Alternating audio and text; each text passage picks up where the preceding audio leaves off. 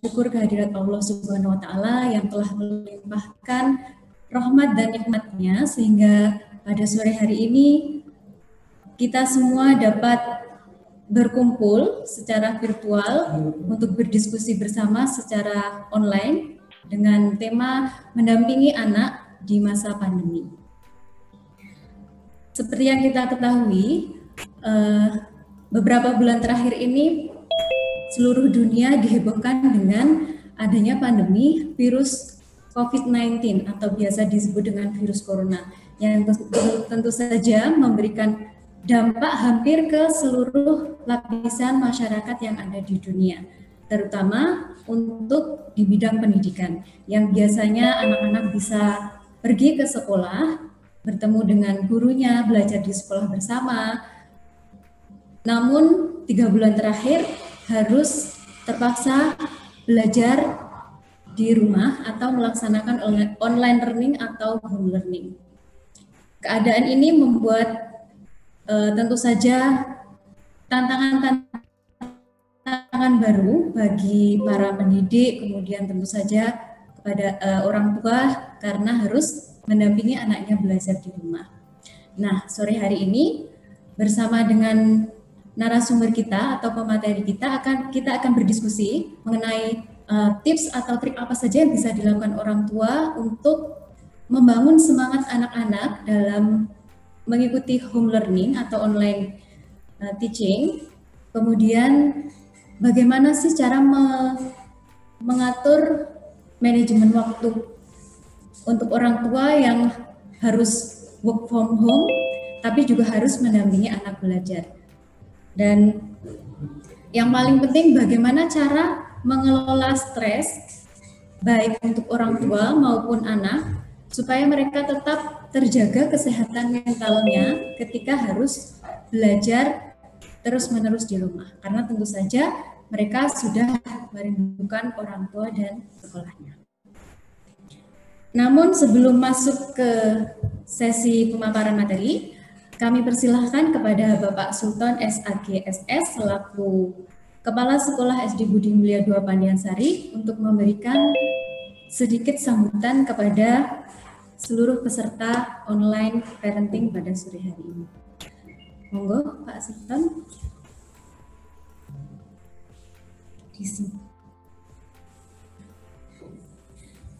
Bagi Bapak Ibu peserta online parenting yang memiliki pertanyaan seputar sekolah, nanti bisa langsung mengetikkan pertanyaannya di kolom komentar, kemudian nanti akan kita pilih beberapa yang pertanyaan tersebut akan dijawab langsung oleh kepala sekolah kami. Baik, Pak Sultan bisa langsung mulai sambutannya. Terima kasih atas waktunya. Sebelumnya, Assalamualaikum warahmatullahi wabarakatuh. Waalaikumsalam warahmatullahi wabarakatuh. Alhamdulillah, wasyukurillah, wassalatu wassalamu ala rasulillah Muhammadin ibni Abdillah wa ala alihi wa sahbihi wa man walah. Asyhadu an la ilaha illallah wahdahu la syarikalah wa asyhadu anna Muhammadan abduhu wa rasuluhu la nabiyya wa la rasulah ba'dah, amma ba'd. Bapak-bapak, ibu-ibu yang telah bergabung di acara ini, pertama perkenalkanlah saya bernama Sultan, cukup singkat dengan gelar SAG SS. Saya dipercaya untuk menjadi kepala sekolah SD Budi Mulia II Pandiansari ini. Sekolah ini berada atau lokasinya berada di Komplek Pandiansari, Condong Catur, Depok, Sleman, Yogyakarta. Bapak dan Ibu peserta parenting, pertama-tama saya ucapkan terima kasih kepada Bapak Ibu semuanya atas berkenannya untuk berpartisipasi, untuk bergabung di acara kami ini. Juga tidak lupa kami ucapkan terima kasih kepada pemateri yaitu Ibu Ika Adita Silvian dari SPSI MPSI yang kebetulan beliau ini adalah juga salah satu wali murid dari SD Budi Mulia II Pandiansari. Terima kasih atas kehadirannya dan atas ilmu yang nanti akan akan kita dengarkan ilmunya. Kemudian perlu kami menyampaikan bahwa SD Budi Mulia Dwi Pandiansari ini merupakan sekolah dasar yang memiliki beberapa kekhususan yang ingin kami sharekan melalui forum ini, yaitu SD Budi Mulia Dwi Pandiansari memiliki program yang senantiasa kita unggulkan. Yang pertama yaitu tahfidz movement, yaitu kita punya target siswa-siswi kita bisa hafal minimal juz 30 atau juz amma. Kemudian di samping itu anak-anak kita ditargetkan untuk bisa aktif berbahasa Inggris karena kita ada program yaitu English Movement dan ada kurikulum khusus yang kita mulai sudah sejak tahun ajaran yang kemarin 2019-2020 yaitu Cambridge atau Islamic Cambridge. Kemudian yang ketiga, SD Budi Mulia Dwi Pandiansari sangat mengunggulkan kreativitas dan sikap mandiri dari siswa-siswi, sehingga kita sangat mengapresiasi atau mengedepankan kreativitas dari siswa-siswi SD Budi Mulia Dwi Pandiansari. Demikianlah mungkin secara singkat perkenalan kami tentang SD Budi Mulia Dwi Pandiansari. Selanjutnya sebagai sambutan saya cuma ingin mengajak kepada peserta semuanya bahwa sebagaimana dari MC sudah menyampaikan bahwa kita saat ini sedang berada pada situasi pandemi atau wabah atau bisa dikatakan dalam bahasa agama sedang mengalami musibah. Dan musibah ini mudah-mudahan bagi kita semuanya ini menjadi atau bermakna sebagai ujian. Jadi jangan sampai bermakna sebagai azab atau sebagai peringatan, tapi ini sebagai ujian. Tentu saja karena sebagai ujian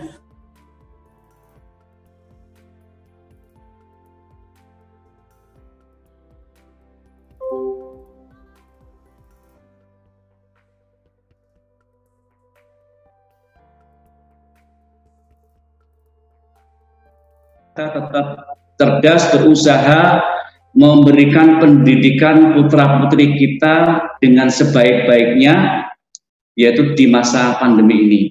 Nanti akan disampaikan banyak hal bagaimana mensikapi atau bagaimana kita mendampingi putra-putri kita untuk belajar di masa pandemi ini. Sehingga mudah-mudahan kegiatan parenting ini benar-benar membuat kita belajar dan nantinya endingnya tujuannya kita bisa menjadi lebih pintar, cerdas dalam mendampingi putra-putri kita. Selamat mengikuti parenting ini, mudah-mudahan acara ini bisa memberikan manfaat bagi kita semuanya. Amin ya rabbal alamin. Kurang lebihnya bila ada tutur kata saya yang tidak berkenan, minta maaf yang sebesar-besarnya. Selamat mengikuti parenting. Assalamualaikum warahmatullahi wabarakatuh. Waalaikumsalam warahmatullahi wabarakatuh. Ya, terima kasih Bapak Sultan atas sambutannya. Selanjutnya langsung saja kita masuk ke acara inti, yaitu pemaparan materi oleh pemateri atau narasumber kita yang sangat cantik sekali ini. Ibu Ika Adita Silvian dari MPSI Psikolog. Selamat sore, assalamualaikum. Sore, waalaikumsalam. Gimana kabarnya hari ini? Alhamdulillah, luar biasa. Alhamdulillah. Beliau ini adalah staf pengajar di jurusan Psikologi Universitas Brawijaya, Malang. Selain itu, beliau juga sebagai psikolog tetap di Pusat Kajian Psikologi Terapan Universitas Brawijaya.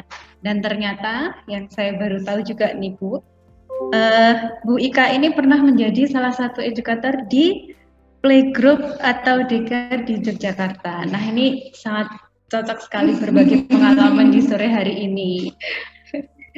Jadi kebetulan tadi sudah disampaikan oleh kepala sekolah kita bahwa Bu Ika ini adalah salah satu wali murid dari siswa di SD Budi Mulia 2 Pandiansari, yaitu atas nama Ananda Laisha Citu Permana yang kebetulan berada di kelas saya. Biasanya saya manggilnya Bunda Citu. Kalau sore ini saya panggil Bunda Citu nggak apa ya? Biar lebih santai. Ya. Jadi untuk sesi pertama nanti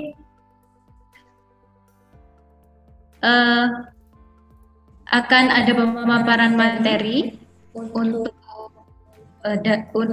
Ibu Citu selama kurang lebih nanti 30 menit dan dilanjutkan dengan sesi tanya jawab. Untuk sesi tanya jawab nanti silahkan Bapak Ibu yang ingin bertanya langsung mengetik pertanyaannya di chat box dengan menyebutkan nama dan profesi. Nanti langsung moderator bacakan dan akan dijawab langsung oleh Bunda Citu. Monggo silakan bisa dimulai sekarang. Terima kasih Mistika kali ini. Assalamualaikum warahmatullahi wabarakatuh. Selamat sore Bapak Ibu dan juga Bapak Ibu guru, kemudian juga Bapak Ibu sekalian. Seperti tadi yang sudah disampaikan oleh Mistika bahwa saya Ika Adita Silviandari di sini kebetulan saya sebagai salah satu wali dari murid di SD Budi Mulia 2 Pandiansari ini. Dan tadi disebutkan oleh Mistika bahwa saya adalah staf pengajar dari Brawijaya. Kok Brawijaya sampai di Jogja seperti itu ya? Kebetulan juga untuk saat ini saya sedang studi lanjut di UGM, sehingga saya berkesempatan untuk tinggal di Jogja seperti itu. Nah, langsung saja terkait dengan tadi yang sudah disampaikan oleh Bapak Kepala Sekolah bahwa sebenarnya untuk pada sore hari ini, kalau tadi disampaikan nanti akan mendapatkan ilmu dari narasumber dan segala macam. Kalau saya lebih kepada kita sharing atau kita akan belajar bersama seperti itu, karena kalau di dalam ilmu parenting istilahnya tidak ada yang mana yang lebih baik dan juga ada yang salah atau ada yang benar seperti itu, karena dalam parenting sendiri masing-masing keluarga memiliki rules, memiliki background yang mana tidak ada yang benar, tidak ada yang salah untuk satu keluarga dengan keluarga yang lain. Jadi di sini nanti saya mungkin akan sedikit banyak menceritakan bagaimana proses saya mendampingi Ananda atau anak saya dalam proses belajar selama masa pandemi ini seperti itu. Nah, kalau tadi dikatakan bahwa di judul besarnya seperti itu ya Miss ya, ini sudah terlihat untuk PPT-nya? Belum? Sebentar. Saya share screen dulu. Ya.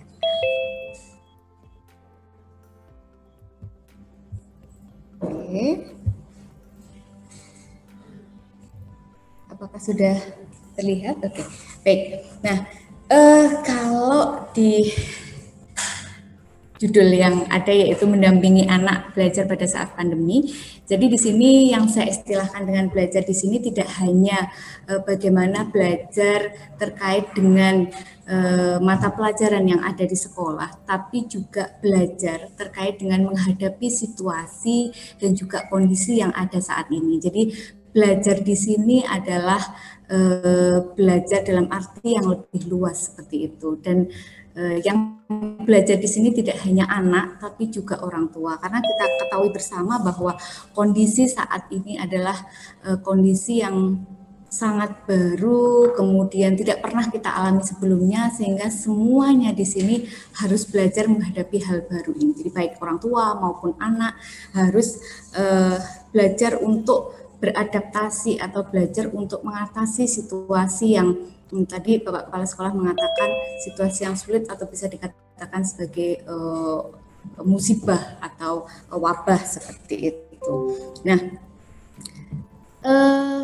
sebenarnya dengan adanya pandemi seperti saat ini ada hal yang bisa kita syukuri juga seperti itu. Selain kita juga menghadapi kesulitan atau mungkin juga kecemasan, tapi di sisi lain dengan adanya work from home maupun sekolah dari rumah juga, akhirnya hal-hal yang selama ini tidak pernah kita lakukan atau mungkin terlewatkan dengan anak akhirnya terbangun kembali seperti itu. Jadi di balik musibah ini ternyata ada hal yang juga bisa kita ambil sisi positifnya. Jadi kalau bisa dikatakan bahwa jadi bisa dikatakan bahwa situasi ini sebenarnya memang tidak mudah baik untuk anak maupun untuk orang tua sendiri. Bahkan untuk Bapak Ibu guru pun juga mungkin bukan menjadi situasi yang baru juga ya Miss ya, yang awalnya pembelajaran itu harus tatap muka dengan murid, kemudian sekarang harus online, harus menyiapkan materinya, kemudian juga harus berbicara di depan device atau di depan alat yang benda mati yang biasanya kita harus berbicara di depan murid, itu sesuatu yang tidak mudah juga seperti itu. Banyak kegiatan yang akhirnya juga terhenti dengan adanya kondisi saat ini. Nah, kalau kita lihat di tayangan ini, di awal-awal dulu pandemi ini mulai terjadi, kira-kira Bapak Ibu pernah mendapatkan share tentang meme gambar ini enggak di WA-nya? Pasti paling tidak pernah membaca di statusnya teman atau mungkin justru membuat status sendiri terkait dengan dua gambar ini. Menurut saya ini gambarnya cukup menarik seperti itu. Nah, kalau kita lihat ada dua anak, yang satu nanya, gimana rasanya belajar di rumah? Yang satunya menjawab, aku tak sanggup lagi, mamaku lebih galak dari ibu guru di sekolah, bawaannya marah-marah. Nah, mungkin sehari dua hari kita masih menikmati masa work from home atau kita masih menikmati masa di mana berkumpul dengan keluarga dan juga belajar menemani anak. Tapi begitu hari ketiga, hari keempat sampai dengan 2 minggu berikutnya sudah berubah nih karakternya. Yang awalnya jadi Barney yang lucu, kemudian lama-lama menjadi harimau, akhirnya jadi dinosaurus, dan terakhir belum apa-apa, anaknya belum nanya apa-apa, ibunya sudah mengeluarkan asap. Nah, itulah yang terjadi biasanya di rumah-rumah seperti itu. Bukankah demikian Bapak Ibu sekalian? Oke, sudah ada yang senyum-senyum tampaknya. Kok cocok ya dengan kondisi saya kayak gitu. Oke. Nah, apa saja sih sebenarnya yang perlu kita persiapkan? Di sini saya mengambil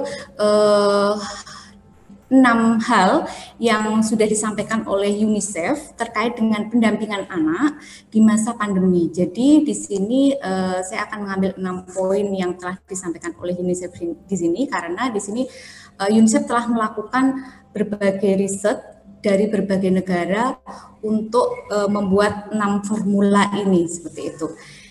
Kita akan kupas satu persatu. Yang pertama yaitu sediakan waktu yang berkualitas dengan anak. Kemudian yang kedua, kita tetap positif, walaupun ini sebenarnya kata yang mudah, tapi ini sangat sulit untuk dilakukan, tapi kita yakin bisa karena proses terus untuk kita belajar tetap positif. Kemudian yang ketiga, kita atur jadwal. Kemudian yang keempat, atasi perilaku kurang baik dari anak. Kemudian yang kelima, tetap tenang dan juga kelola stres. Kemudian yang keenam, mendiskusikan terkait dengan kondisi saat ini, yaitu adanya pandemi COVID-19.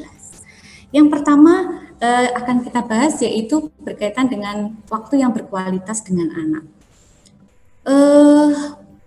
Karena di sini kita ketemu anak 24 jam, yang biasanya ada masa di mana kita mungkin sekitar 8 jam berpisah dengan anak karena harus bekerja dan anak-anak juga harus sekolah. Maka di situasi yang baru ini kita full 24 jam bertemu dengan anak. Maka dari itu hal yang pertama harus kita lakukan adalah luangkan waktu untuk berkegiatan bersama dengan anak.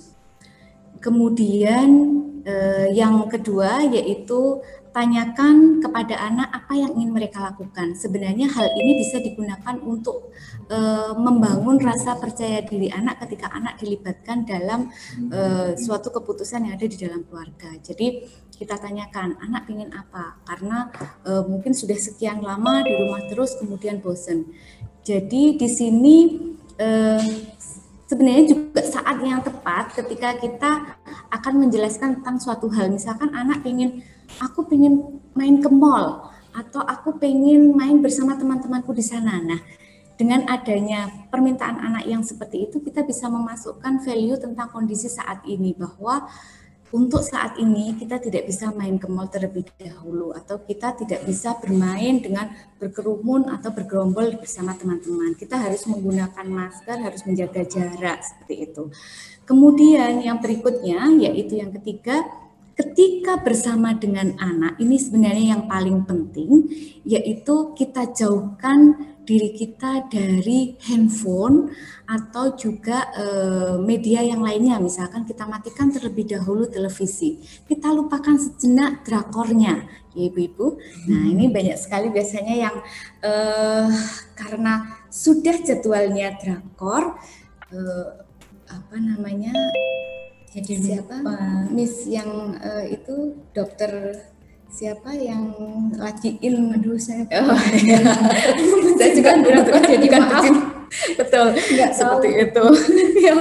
Jadi kita matikan terlebih dahulu televisi dan jauhkan diri dulu dari handphone, karena kalau saya mengistilahkan ini adalah waktunya bebas virus, seperti itu.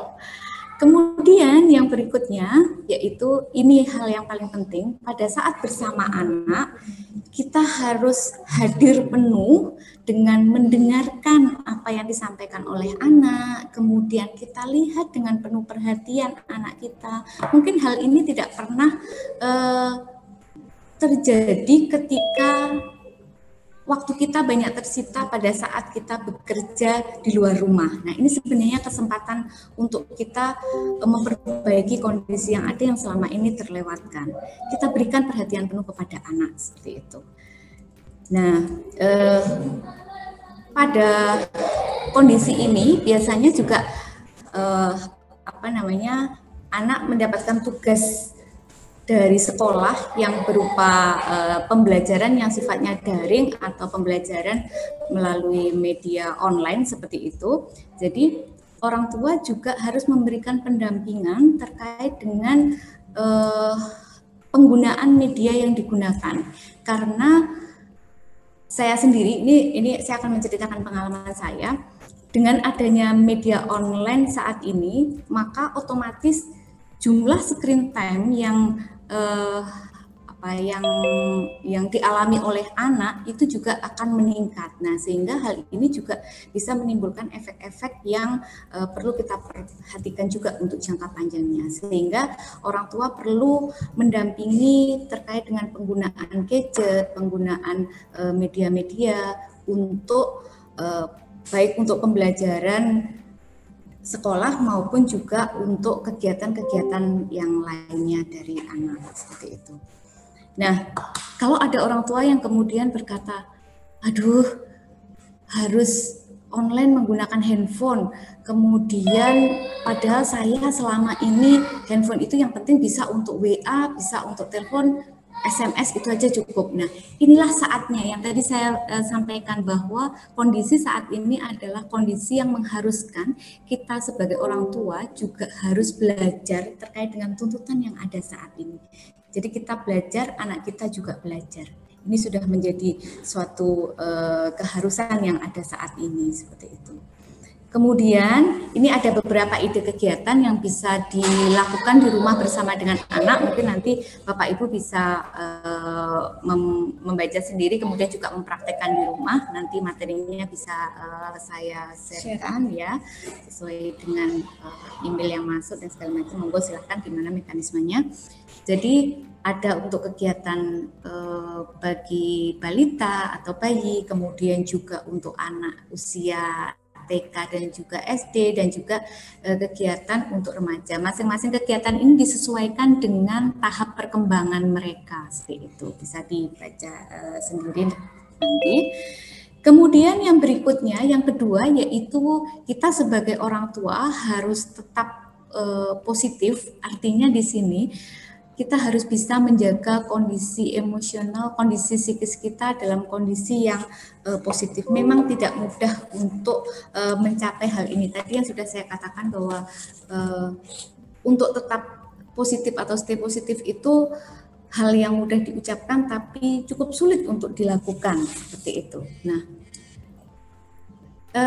kenapa saya katakan seperti itu? Karena seringkali ketika kita sudah mulai terbebani, sudah mulai capek seperti itu ya, tuntutan dari kantor juga deadline-nya sangat mepet, banyak, kemudian anak juga PR-nya banyak, misalkan seperti itu, rasanya kemurungsung kalau orang Jawa seperti itu. Nah, itu kita harus tetap bisa menjaga suasana hati, kemudian juga dengan melihat anak dengan berbagai macam tingkahnya, kita harus tetap bagaimana kita calm down, seperti itu. Nah, yang bisa kita lakukan pertama adalah ketika anak melakukan hal yang tidak kita inginkan, biasanya kan sudah mulai ngegas nih suaranya. Nah, kalau anak saya bilang, kalau saya sudah mulai nadanya agak tinggi gitu, Bunda kok sudah mulai ngegas sih? Ada yang salah ya dengan yang tadi yang kulakukan, seperti itu. Biasanya anak peka terhadap kondisi-kondisi atau perubahan seperti itu. Nah, yang pertama kita lakukan adalah fokus pada perilaku yang kita inginkan. Jadi ketika ada anak yang perilakunya tidak sesuai dengan ekspektasi kita, kita langsung menyampaikan. Jadi misalkan baju selesai di laundry, cuma diambil kemudian berantakan, misalkan seperti itu. Langsung kita katakan, ayo rapikan bajumu, masukkan ke dalam lemari. Jangan kita mengatakan sebaliknya, kamu nih yang bikin berantakan. Jangan seperti itu. Nah, ini nanti justru malah anak akan memperkuat apa yang tadi disampaikan, seperti itu. Nah, kemudian kalau ada yang bilang, saya tuh sudah sampai capek kalau ngasih tahu untuk rapi, naruh handuk pada tempatnya dan baju pada tempatnya, saya tuh sampai capek. Anak itu tidak cukup dikasih tahu 1, 2, 3 kali. Bisa 25 atau 50 kali. Karena apa? Ini nanti akan dijadikan bekal nantinya anak ketika dia dewasa. Dengan dia terbiasa seperti itu, maka nanti akan mudah karena dia akan terekam dalam memorinya. Jadi jangan pernah lelah untuk mengingatkan anak. Sama seperti ibu guru ketika di sekolah seperti itu. Kalau di rumah anaknya baru satu ya. Kalau saya di sekolah anaknya Jadi seperti itu. Harus lebih ekstra lagi untuk mengingatkan satu persatu. Iya. Tapi itu tadi poin yang menarik sekali. Jadi kita tidak boleh lelah untuk mengingatkan anak, tapi jangan lupa juga untuk memberi contoh. Iya, betul. Yang nanti ada di poin berikutnya bahwa orang tua ini adalah panutan. Jadi kita mulai dari kita, kemudian nanti anak akan melihat setiap apa yang kita lakukan, anak akan merekam setiap apa yang kita sampaikan, sehingga orang tua di sini dengan kondisi saat ini, orang tua sebagai role model utama yang anak lihat karena 24 jam orang tua bersama dengan anak seperti itu. Nah, tadi yang sudah saya katakan nada suara itu penting. Jadi ketika sudah mulai agak suasana atau suhunya agak naik gitu, kita harus mulai menyadari, harus tetap mengontrol nada suara ini. Kita panggil misalkan anak kita dengan panggilan sayangnya. Nah, itu juga akan menurunkan tension sebenarnya seperti itu. Kemudian yang ketiga yaitu kita puji anak berdasarkan perilaku baiknya. Jadi jangan kita ungkit terus apa yang sudah kesalahan yang pernah dia lakukan atau kesalahan yang tadi sudah dia lakukan, tapi kita puji ketika dia mulai memperbaiki kesalahan-kesalahan yang dia lakukan tadi, atau dia sedang melakukan hal yang yang menurut kita itu baik. Jadi mungkin hal yang sangat sederhana, kemudian juga menurut kita mungkin sepele, tapi ketika anak itu kita berikan penguatan dengan pujian, itu akan menjadi satu nilai tersendiri bagi anak. Ya, jadi mereka pun juga nggak kadang merasa aduh udah capek-capek gini, punya diem aja. Ya, betul. Seperti itu. Kemudian yang keempat, kita harus tetap realistis dalam menuntut atau memberikan permintaan kepada anak seperti itu. Jadi istilahnya dalam kondisi seperti ini kita tidak mungkin memberikan tuntutan kepada anak, misalkan untuk anak yang lebih kecil, untuk anak TK misalkan harus, karena ini ada tugas dari sekolah harus hafalan surat, misalkan 15 menit atau 30 menit harus duduk, Bunda Sima kamu harus hafalan, Anteng nggak boleh kemana-mana, tidak boleh seperti itu. Karena apa?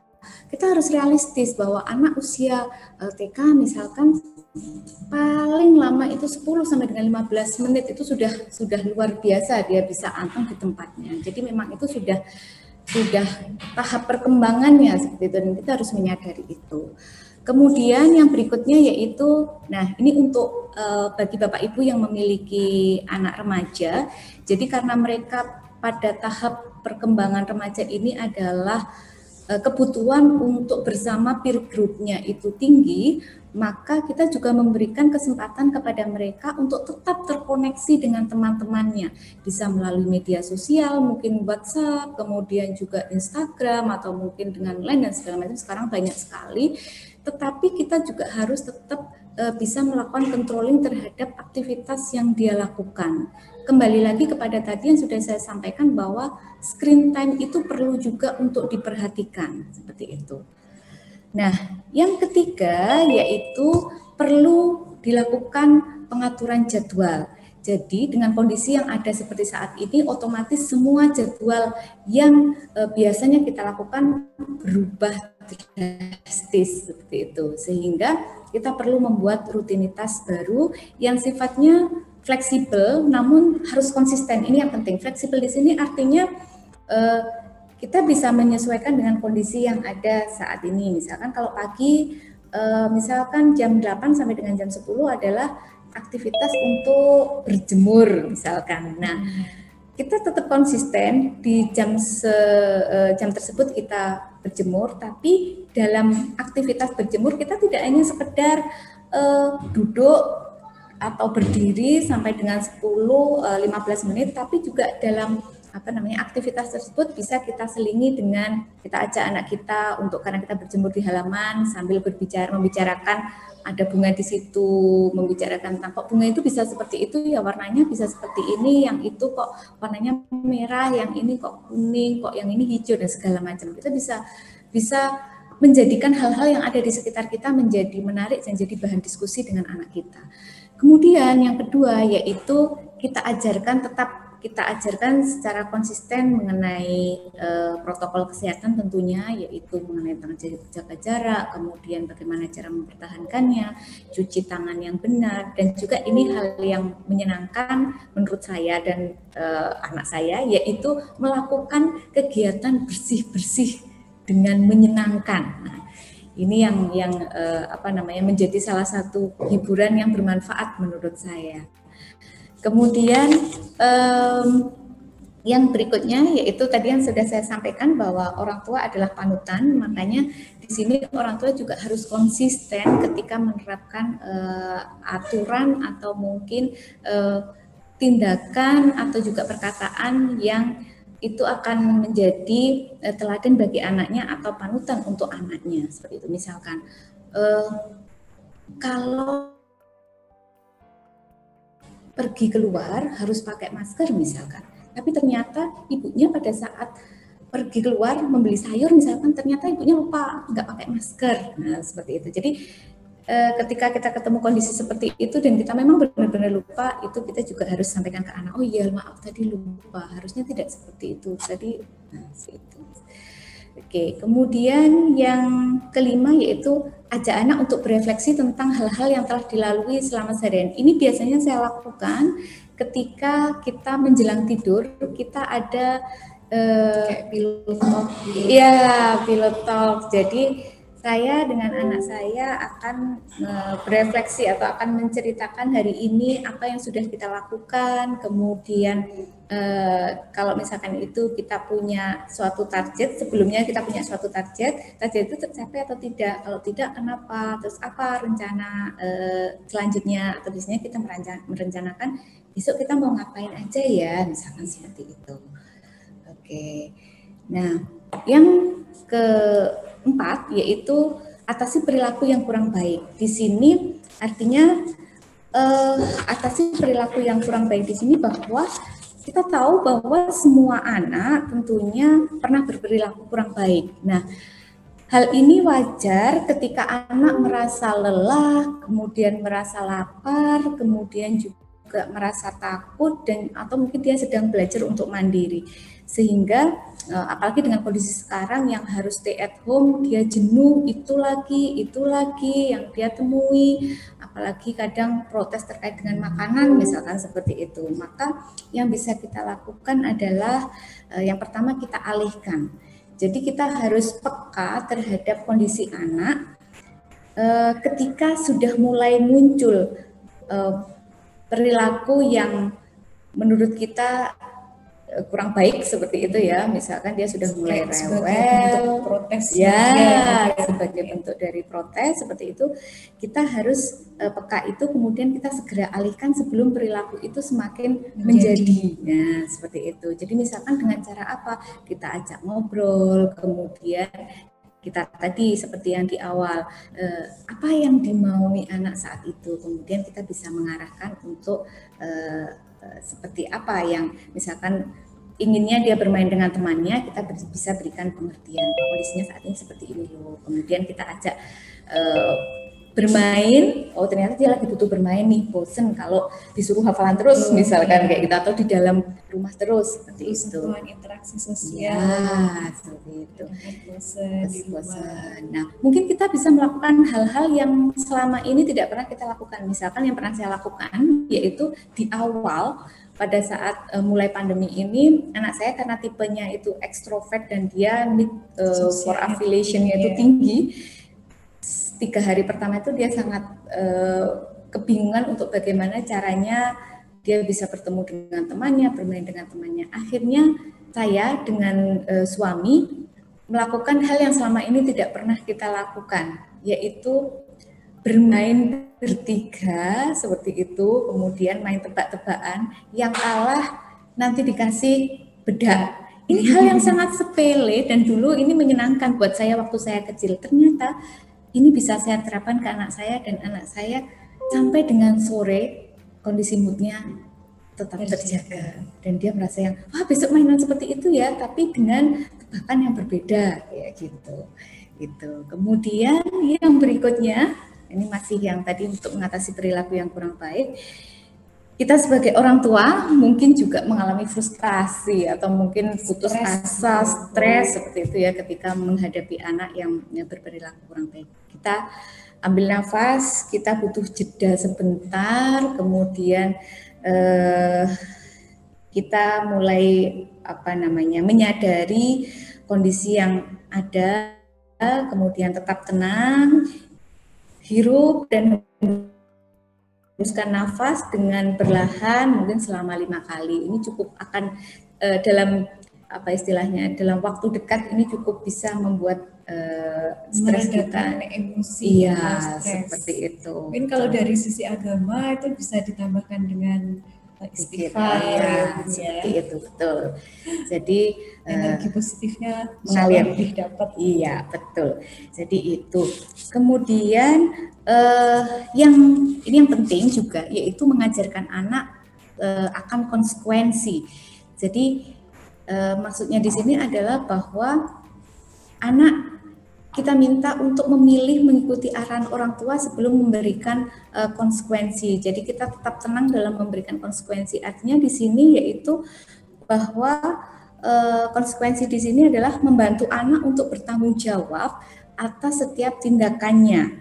Jadi konsekuensi di sini juga akan menanamkan disiplin sehingga anak akan terbiasa dengan apa istilahnya tanggung jawab terhadap apa yang telah dia lakukan. Yang pertama yaitu yang perlu kita perhatikan bahwa pastikan bahwa kita juga harus apa istilahnya konsekuen atau kita harus konsisten dalam menerapkan konsekuensi ini.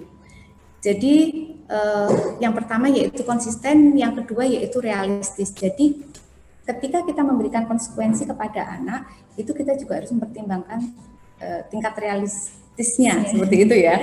Jadi misalkan untuk anak-anak yang usia remaja, karena dia seringkali harus curhat dengan temannya atau terhubung atau terkoneksi dengan temannya, kemudian dia screen time-nya cukup panjang atau cukup banyak, kemudian ingin tahunya tinggi seperti itu. Terkadang orang tua merasa bahwa aduh, kamu kok sudah banyak di depan laptop, sudah banyak di depan handphone, ini udah nggak bener nih. Yaudah, Mama Sita handphonenya selama seminggu misalkan. Ini menurut saya tidak realistis juga kayak gitu, karena menyita waktu mengambil handphone sekian lama seperti itu. Kalau mungkin sehari 2 hari oke. Dengan tentunya dengan kesepakatan antara anak dan juga orang tua seperti itu. Kemudian yang berikutnya yaitu setelah konsekuensi itu selesai, maka berikan anak kesempatan untuk melakukan hal baik dan juga jangan lupa untuk selalu memberikan pujian kepada anak. Nah, yang berikutnya yaitu yang kelima, sebagai orang tua kita harus tetap tenang dan juga harus mampu mengelola stres yang ada. Yang pertama yaitu kita perlu sadari bahwa kondisi ini tidak hanya menimpa kita, tapi juga menimpa banyak orang atau bahkan seluruh orang yang ada di dunia mengalami hal yang sama seperti itu, sehingga kita tidak sendirian berada pada kondisi ini. Kemudian yang kedua, beristirahat sejenak. Kemudian yang berikutnya yaitu dengarkan anak-anak. Jadi mendengarkan anak-anak ini perlu, terkadang anak-anak itu jadi memberikan masukan atau memberikan mengingatkan orang tuanya seperti itu. Banyak orang tua yang terkadang kemudian defense atau melakukan merasa bahwa kamu tahu apa sih sebagai anak. Nah, dalam kondisi seperti ini kita harus terbuka, kita harus mau mendengarkan anak, harus bisa jadi good listener. Iya, good listener seperti itu. Kemudian yang keempat yaitu kita bisa melakukan jeda sejenak. Ini semacam kita merilis stres, tadi yang sudah ya sesi untuk menenangkan diri. Jadi kondisi ini bisa kita lakukan, kita ambil waktu sebentar, kemudian kita relaksasi, kita hirup udara yang ada di sekitar kita, kita sadari keberadaan kita, kemudian kita tanyakan kenapa ya kok bisa seperti ini pada diri kita, seperti itu. Jadi dengan evaluasi diri ya juga. Seperti itu, Miss. Jadi dengan menyadari kondisi yang ada ini, kita bisa lebih menurunkan perasaan tertekan atau stres kita, seperti itu. Nah, yang terakhir ini juga tidak kalah pentingnya, yaitu dengan kondisi yang ada saat ini kita perlu mendiskusikan situasi-situasi yang kita hadapi ini bersama dengan anak. Yang pertama yaitu kita harus bersikap terbuka dan juga mampu mendengarkan apa yang menjadi pemikiran anak. Jadi ini perlu kita lakukan. Kemudian yang kedua, bersikaplah jujur. Artinya anak kan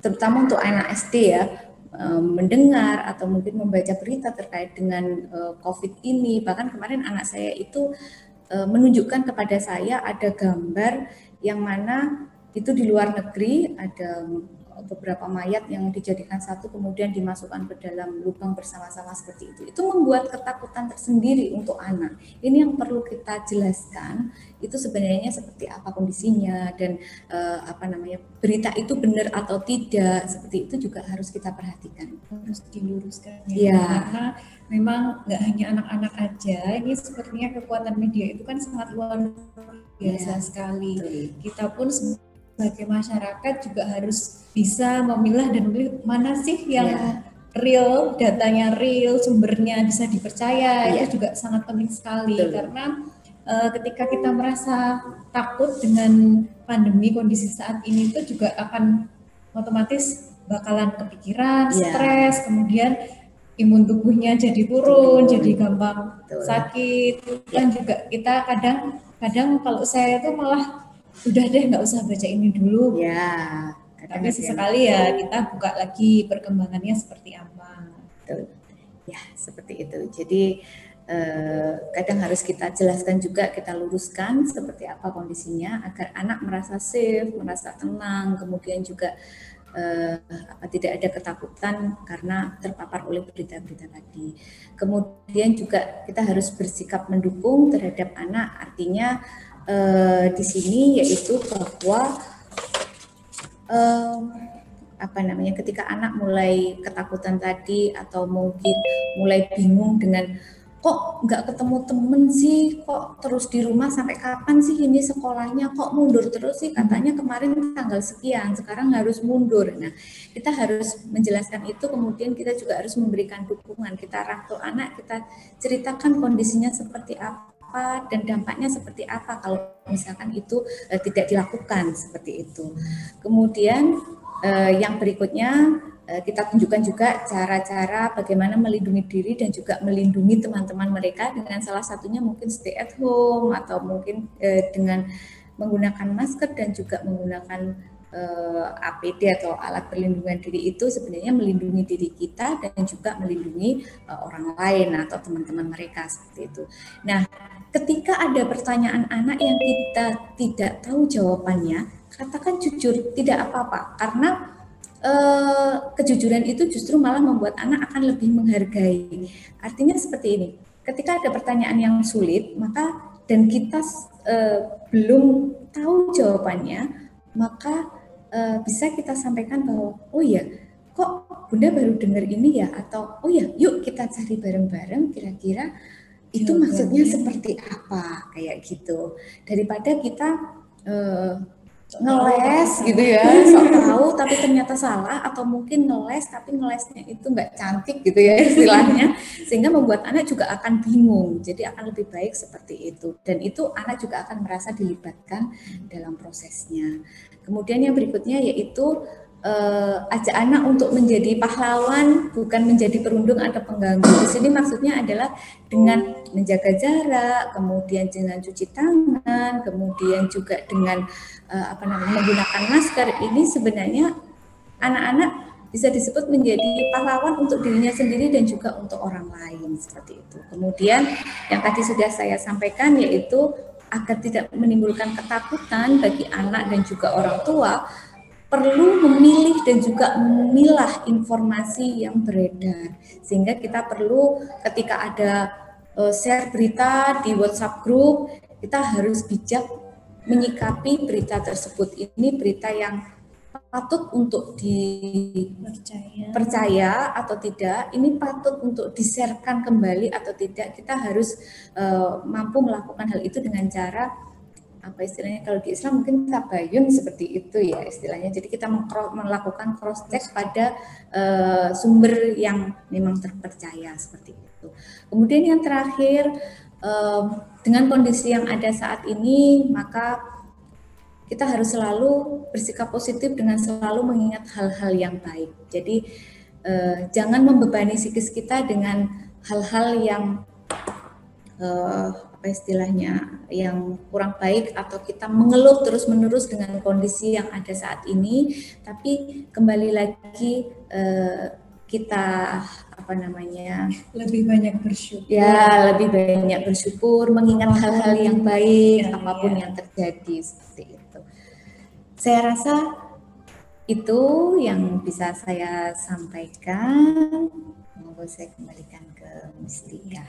Terima kasih atas sharing ilmunya, Bunda Jitu sangat luar biasa sekali.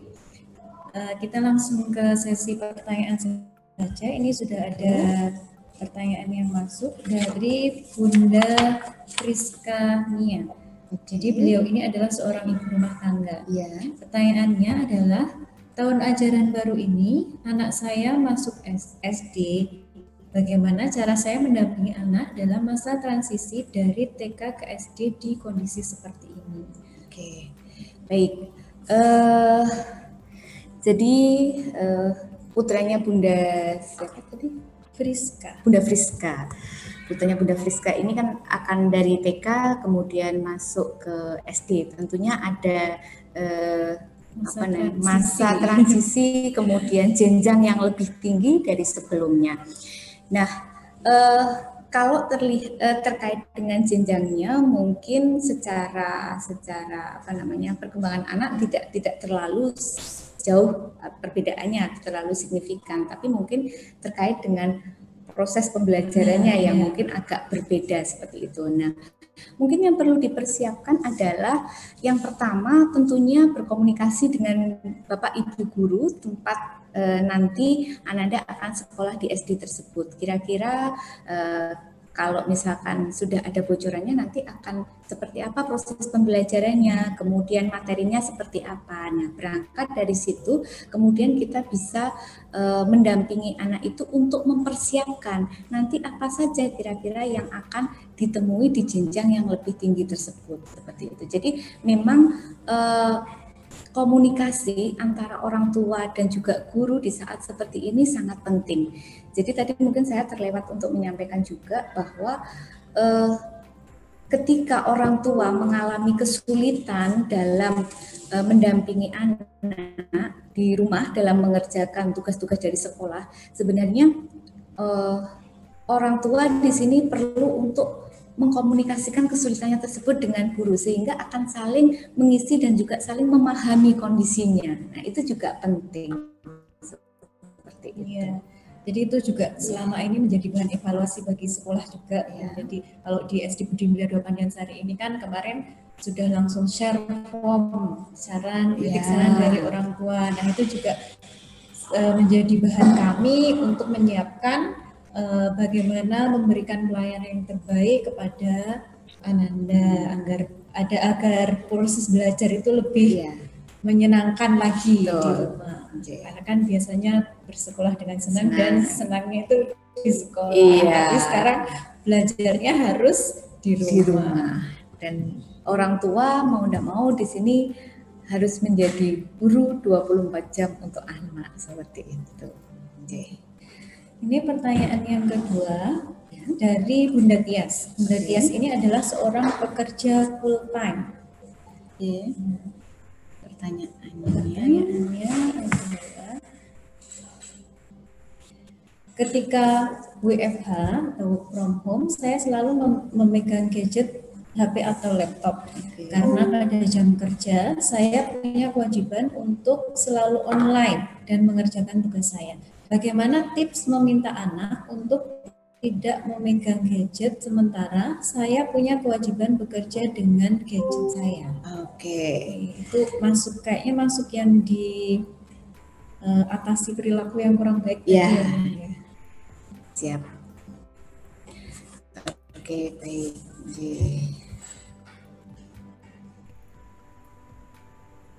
Baik. Ketika orang tua work from home dan harus menggunakan laptop maupun menggunakan handphone, sementara anak-anak juga memiliki keinginan untuk menggunakan gadget atau handphonenya, maka bisa kita bisa kita diskusikan, kita libatkan. Jika anak ini sudah mungkin usia SD seperti itu ya, mungkin bisa kita ajak, kita libatkan dalam mendiskusikan hal ini. Jadi Bunda siapa tadi, maaf? Tias. Bunda Tias. Jadi Bunda Tias bisa menyampaikan ke Ananda bahwa pada jam sekian sampai dengan sekian tugas Bunda itu seperti ini loh, harus rapat atau harus meeting, ketemu dengan klien dan segala macam, misalkan seperti itu.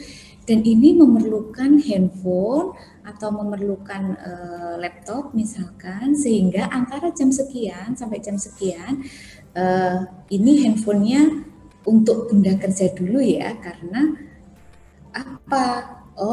Kalau jadi gini, kita bisa menjelaskan konsekuensinya. Kalau Bunda tidak bekerja atau Bunda tidak melakukan hal-hal yang seharusnya Bunda lakukan, maka tanggung jawabnya Bunda di tempat kerja maka akan memberikan dampak seperti apa, seperti itu. Jadi jangan yang kemudian pokoknya jangan ya jam sekian sampai jam sekian Bunda kerja kayak gitu. Tidak, tapi kita ajak anak-anak, kita libatkan anak-anak dan kita berikan batasan juga waktunya. Artinya tidak full 24 jam kemudian tidak boleh megang handphone seperti itu ya, tapi mungkin ada batasan waktunya karena anak tahu bahwa Bunda biasanya bekerja jam sekian sampai jam sekian seperti itu. Nah, itu yang paling penting sebenarnya adalah melibatkan anak ketika kita akan membuat suatu keputusan, karena dengan demikian anak akan merasa bahwa oh iya ya, ternyata Bundaku memang harus kerja misalkan jam 8 sampai dengan jam 5. Jadi di jam-jam ini berarti aku apa yang harus kulakukan. Nah, anak diajak untuk berpikir ke arah sana. Ini juga akan menstimulasi anak untuk mengembangkan, oh iya aku mau aktivitas ini, aku mau aktivitas ini, seperti itu. Jadi menstimulasi kreativitasnya dia juga untuk merencanakan apa yang akan dia lakukan, seperti itu. Jadi dengan tadi pertama melibatkan anak untuk membuat keputusan jam berapa sampai jam berapa handphone ini hanya untuk Bunda, kemudian juga anak diajak membuat perencanaan agar dia tidak ngambil handphone, apa kira-kira aktivitasnya ya, seperti itu. Atau mungkin bisa juga mengganti media gadgetnya itu dengan permainan yang lain. Kan sekarang kan banyak sekali permainan interaktif. Sekarang anak-anak itu kan punya juga, itu bisa dikembangkan di waktu tersebut. Betul, seperti itu. Jadi kita bisa mengalihkan dari gadget ke permainan-permainan edukatif atau mungkin dengan kegiatan lain seperti itu. Ya. Itu tadi beberapa pertanyaan dari audiens. Nah, ini sekarang gantian saya yang bertanya. Kalau untuk orang tua yang bekerja itu tuh sebenarnya kesulitan untuk membagi waktunya, Bun, untuk bekerja dan anak yang harus didampingi di rumah. Nah, tips dari Bunda nih, bagaimana cara how to build a quality time with the kids but only in a short time. Jadi saya akan cerita pengalaman saya saja, karena kebetulan saya juga. Nah, di sisi lain saya harus mengerjakan tugas-tugas saya sebagai mahasiswa dan juga saya juga masih ada beberapa tugas kampus seperti itu. Di sisi lain, ketika pandemi ini mulai, anak-anak harus belajar di rumah seperti itu. Nah, Yang saya lakukan adalah saya harus disiplin dulu dari diri saya. Saya harus selesai dulu dengan diri saya sebelum saya akan memegang anak saya, termasuk dalam hal psikis atau kondisi emosi saya. Jadi saya harus selesai dulu karena ini prinsipnya seperti ketika kita naik pesawat, ketika menggunakan masker oksigen itu kan harus orang tua dulu baru ke anak. Ya, itu menyelamatkan diri sendiri, menyelamatkan diri sendiri baru orang lain. Bagaimana kita mau menyelamatkan orang lain kalau diri kita belum selesai seperti itu. Nah, makanya ini yang saya terapkan. Jadi saya membuat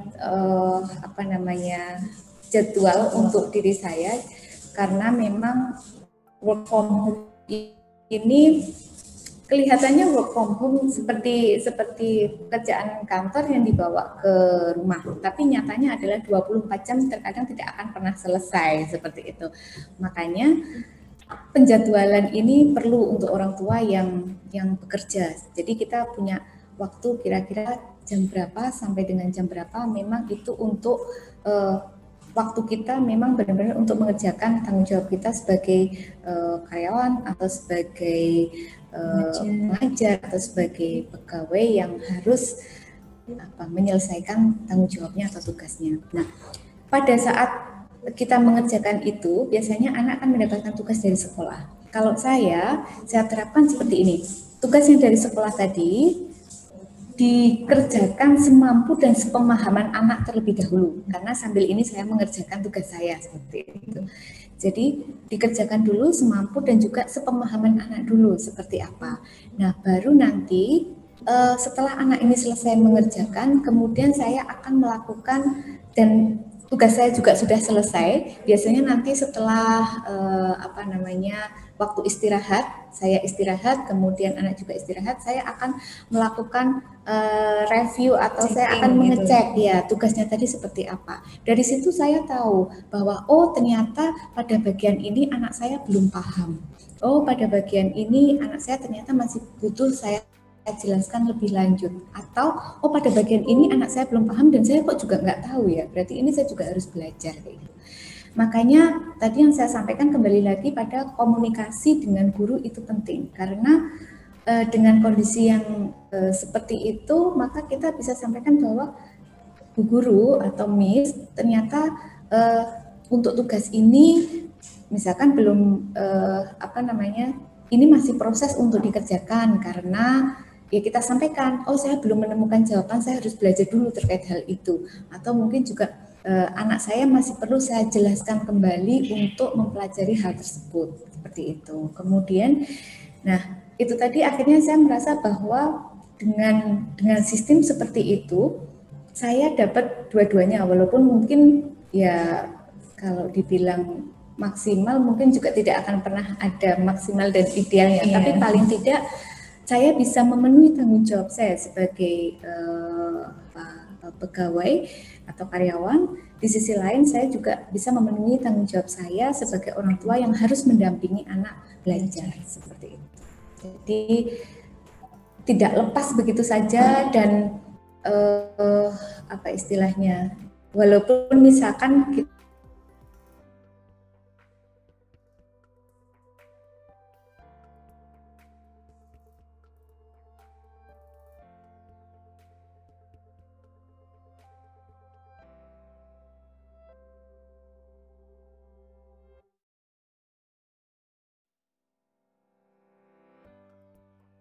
dari luar, ya quality time-nya dengan pilot talk. Jadi sebelum tidur dengan anak menanyakan tadi dapat tugas apa dari guru, hari ini sekolah di rumahnya bagaimana. Itu sudah memberikan motivasi anak untuk besoknya, aku semangat belajar lagi. Itu karena nggak sedikit anak-anak itu yang udah kayak, bosan banget, aku harus belajar setiap hari lagi seperti ini. Betul.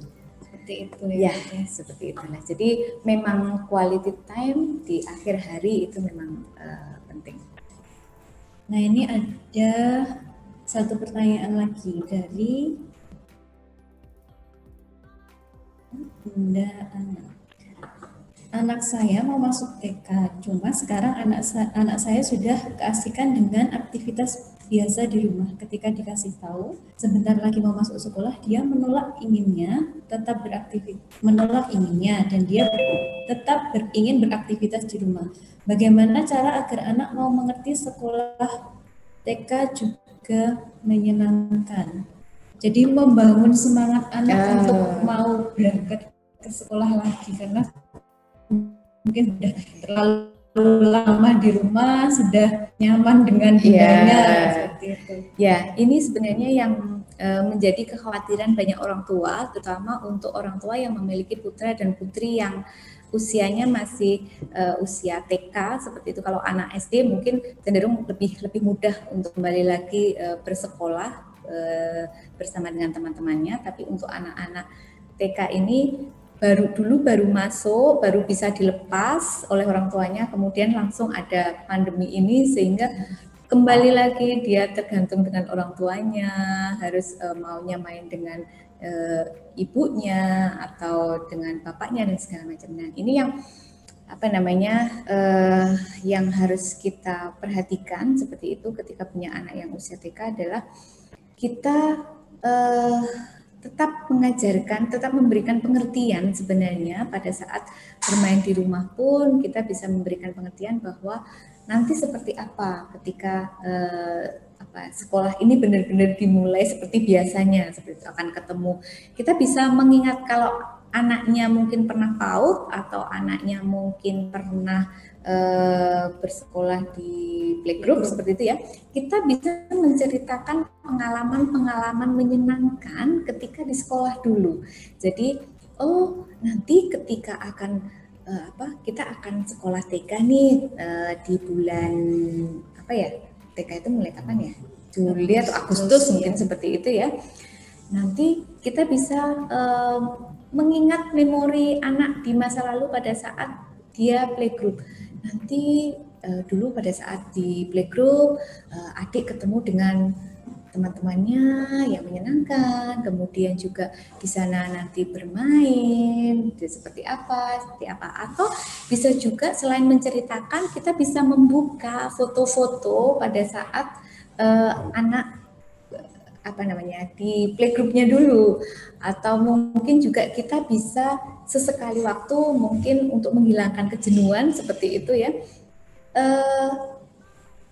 Kalau saya sama anak saya kadang untuk menghilangkan kejenuhan itu lewat sekolah, hanya lewat saja, lewat untuk sambil jalan, tapi tidak turun mobil atau tidak turun dari kendaraan seperti itu, jadi cuma jalan lewat itu untuk membangkitkan rasa bahwa oh iya aku merindukan tempat ini, seperti itu. Di tempat itu banyak sekali memori indah. Aku pengen balik ke sana lagi. Pasti ada feel kayak gitu ya. Iya, jadi kita bangkitkan emosi-emosi positif atau memori-memori atau kenangan yang positif sehingga anak merasa bahwa oh iya ya, sekolah ketemu dengan teman-teman lagi itu hal yang menyenangkan.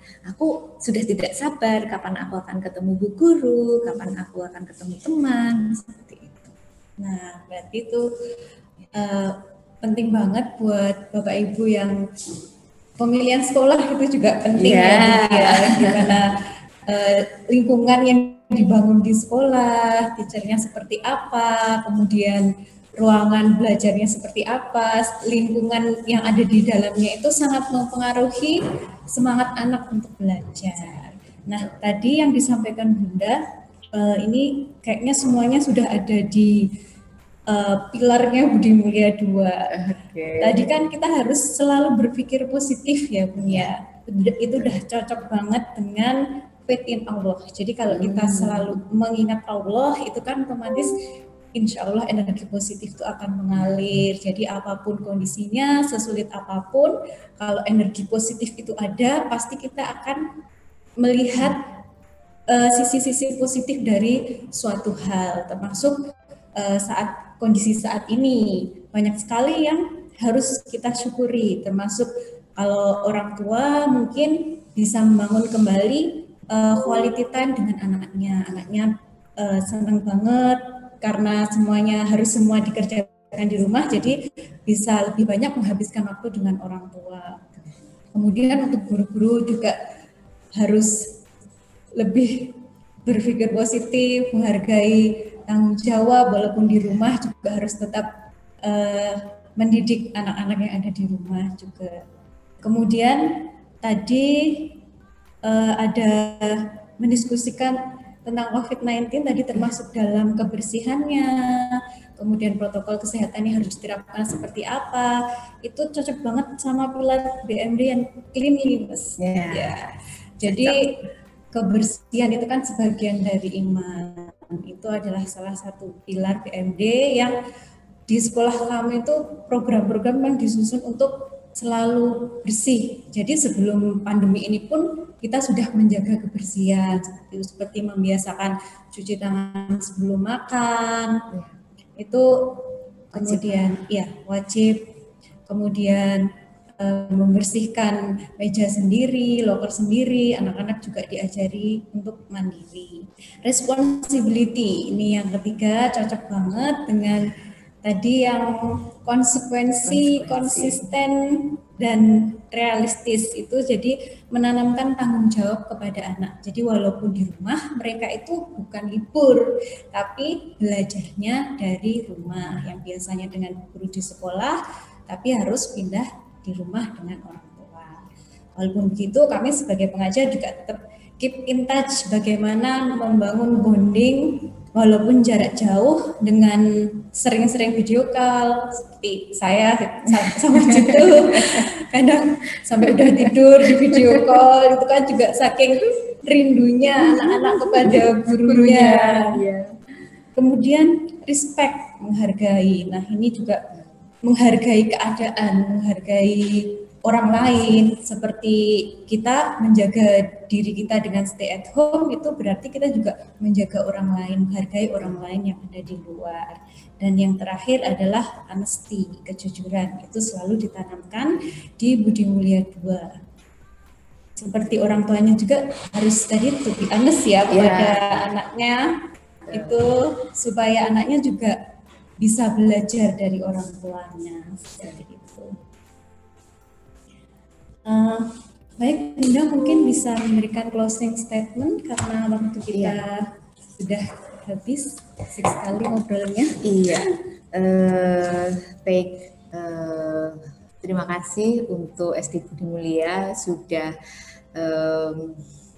memperkenankan saya di sini untuk berbagi cerita. Kalau saya mengistilahkan ini adalah berbagi cerita bagaimana selama ini saya mendampingi anak saya yang kebetulan juga sekolah di SD Budi Mulia ini untuk kita bersama belajar menghadapi situasi yang ada saat ini.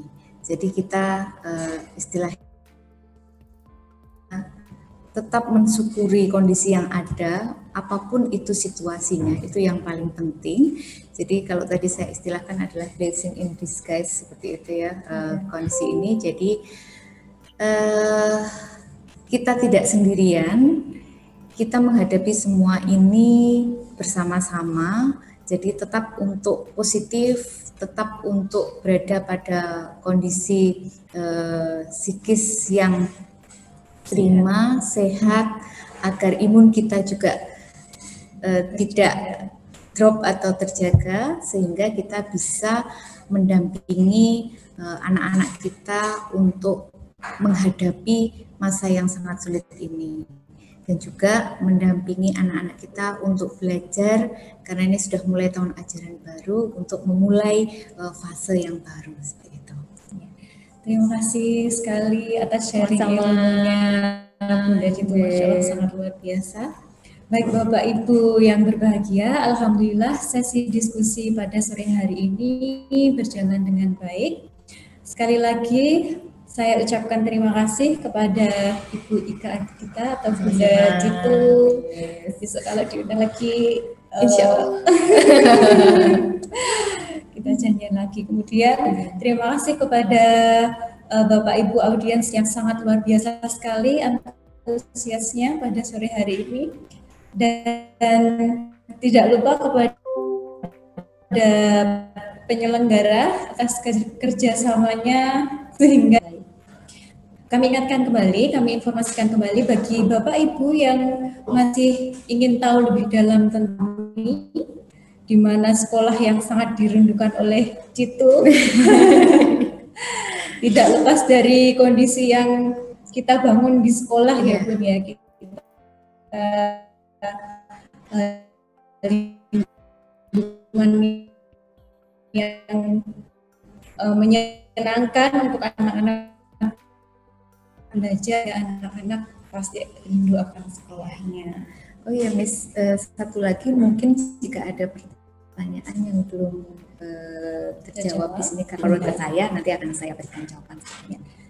Sebelum saya tutup, saya informasikan kembali untuk Bapak Ibu yang masih ingin tahu lebih dalam tentang SD Budi Mulia Panjansari, bisa langsung follow di Instagram, kemudian di Facebook dan akun channel YouTube kami, yaitu @SD Budi Mulia 2 Panjansari.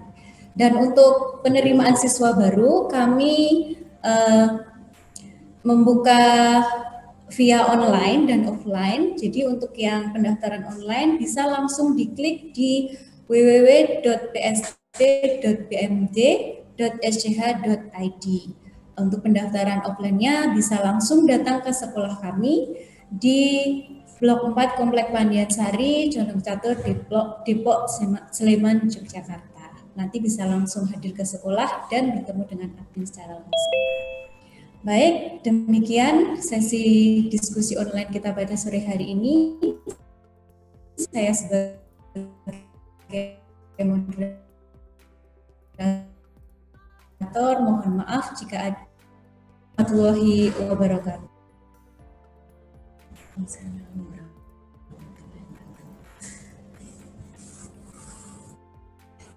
Langsung di